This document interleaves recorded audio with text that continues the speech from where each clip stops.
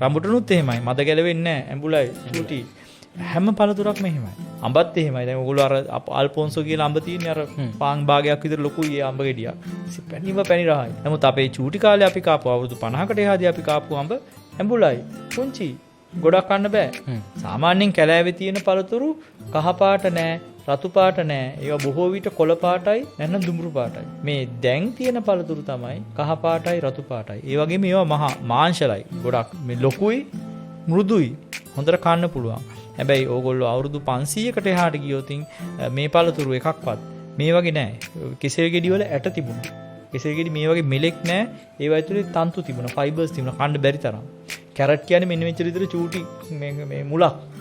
ඒක මේ රතු පාට ලොකුවට ගෙඩිය වගේ අරන් තියෙන්නේ අපි සිලෙක්ටිව් බ්‍රීඩින් හරහා. කියන්නේ වැඩි පළදාවක් ලබා ගන්නට අවශ්‍ය නිසා අපි ඒවා හොඳ පළදාවක් දෙන ඒවා අභිජනනය කරලා අන්තරාභිජනනය හරහා විශාල කරලා අපි අරන් තියෙනවා. ඊට පස්සේ වට්ටක්කත් එහෙමයි. කෙසෙල් ගෙඩිත් එහෙමයි. ඉතින් අපි මේ ආහාරයට ගන්නේ නිකම්ම කැලේ තිබිච්ච පළතුරු නෙමෙයි. අපි මේ ආහාරයට ගන්නේ මිනිසා විසින් කෘත්‍රිමව ඇති කරන ලද පළතුරු සමුදායක්.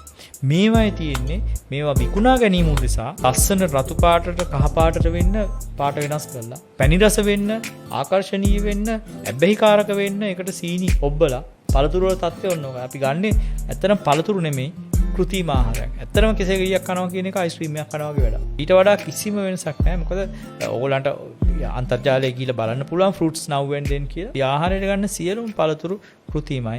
මේවායේ පෝෂණ ගුණය දැන් අපේ වෛද්‍යවරු සමහර පෝෂණ වේදීන් කියනවා උඩ පැන කියනවා මේ පළතුරු වල තියෙනවා කියලා ෆයිබර්ස්. මේවායේ ෆයිබර්ස් නැහැ. මේ පළතුරු වල ෆයිබර්ස් අයින් කළා මිනිසුන්ට කන්න ලේසි වෙන්න. ඊට පස්සේ මේවායේ පෝෂණ ගුණය තියෙනවා. විටමින්ස්, මිනරල්ස් තියෙනවා කියලා. මේ අවුරුදු 50 ඇතුළත පළතුරු වල තියෙන විටමින්ස්, මිනරල්ස් වල ප්‍රමාණය සීඝ්‍රයෙන් අඩු වෙලා තියෙනවා. මොකද මේවට පෝර ගහලා හදන්නේ. ඒ කියන්නේ කහ පාට පළතුරු වල නැහැ ඔය කියන එක. බම්බුවක්වත් නැහැ. සීනි විතරයි තියෙන්නේ. වගකීමෙන් කියන්නේ රිසර්ච් තියෙනවා පෙන්නලා. පළතුරු වල තියෙන විටමින්ස් වර්ග, මිනරල්ස් වර්ග සීඝ්‍ර ලෙස අඩු වෙමින් යනවා. මොකද මේවා ස්වභාවික පරිසරය ඇති වෙනව නෙමෙයි. දූවිලි උඩ හදන්නේ, ෆාම්ස් වල හදන්නේ, බෙහෙත් ගාලා හදන්නේ. ඒතර ඒකට ස්වභාවිකව ඇතුල් වෙන පෝෂණ ද්‍රව්‍ය නැහැ. එතකොට දෙලුම් වගේ ඒවායින් එන ජවය, ශක්තිය ගන්න හැකියාවක් නැහැ. මෝඩ කතා නෙමෙයි. දෙලුම් කාලා ශක්තිය ගන්න මොන මෝඩයද කියනවා දෙලුම් ගෙඩියක් ගාන කීයද කියලා. මමත් දෙලුම් ගෙඩියක් කාපු කාලයක් මතක නෑ. අනිත් එක දෙලුම් අපේ ලංකාවේ දෙලුම් නෙමෙයි මේ තියෙන්නේ. රතු එක. ඔව් රතු ලොකු දෙලුම් ගෙඩිය. මෙන්න මෙච්චර විතරයි මේ දෙලුම් ගෙඩියත්. ඒක රතුම රතු පාටයි. ඇමරිකාවෙන් හරි ඉන්දියාවෙන් හරි එන්නේ. ලංකාවේ දෙලුම් කොළ පාටයි පුංචි ඇඹුලයි. අපේ නිකන් ගෙවල් වල හැදෙන ඒවා. ඒව කන්න බෑ මොකෙකුටවත්. ශක්තිය ගන්න කියලා. ඒ බොරු කතා.